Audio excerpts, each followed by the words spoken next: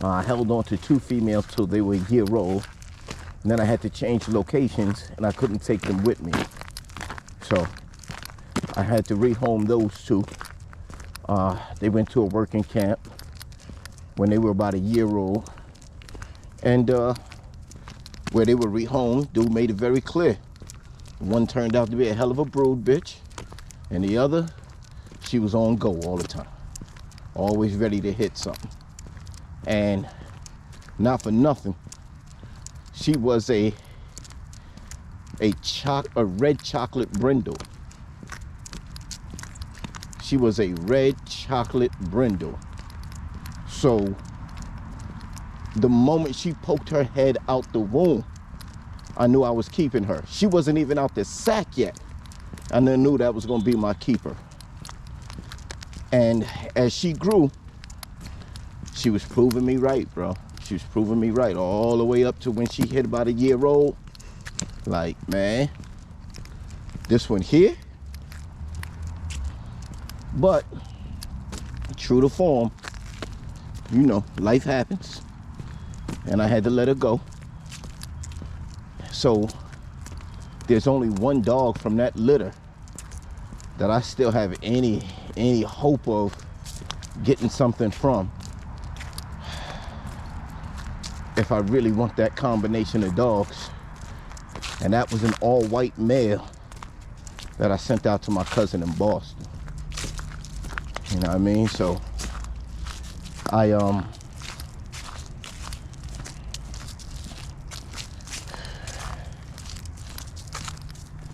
I did that specifically, man, because I wanted to make sure that we held on to something. You know what I mean? Like, I don't really trust. And he don't even work dogs like that. You know what I mean? He just want a companion, you know what I mean? He can hang out with. That's gonna be his buddy. You know what I mean? His single man, whatever. So, that being the case, man doing his thing. We sent the dog out there. So, if we actually really find that we want to try that blood out with something around here, we'll probably send for him. Now, my cousin calls him Jax.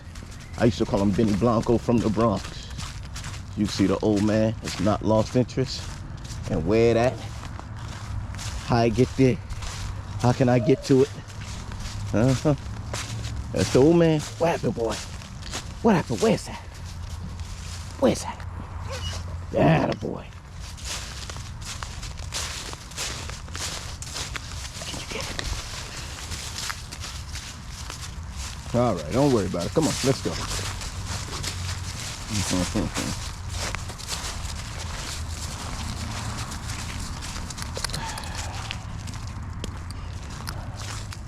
So at 9, going on 10 years old next year,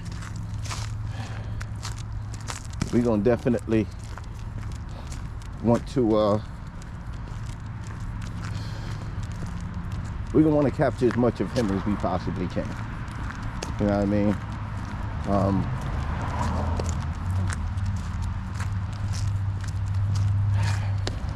It's always a question of exactly how you want to do that mix and so forth, but we're gonna be trying to hold on to as much of him as we can, you know, before he leaves us, because we don't have a right to expect that he'll be here forever.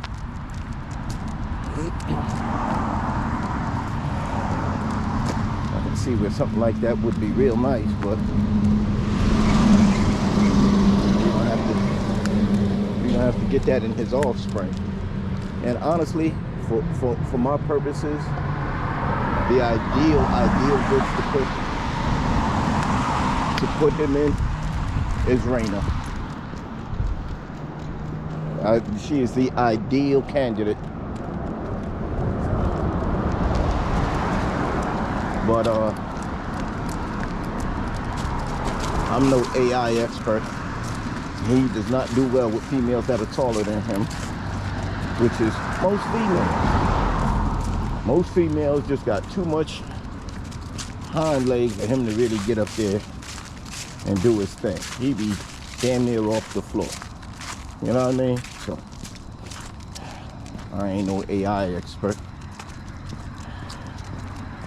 The collection part is pretty academic.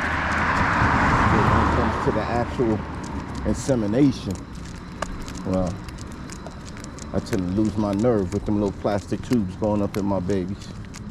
It's not something that I'm crazy about doing. It's not something that I feel comfortable with. So I'm gonna be hollering at the fan if I decide to breed her. I want that thing to go right. And the funny part about that, if I did do a Volterrainer breeding, I don't know how much of that I'd be willing to give away.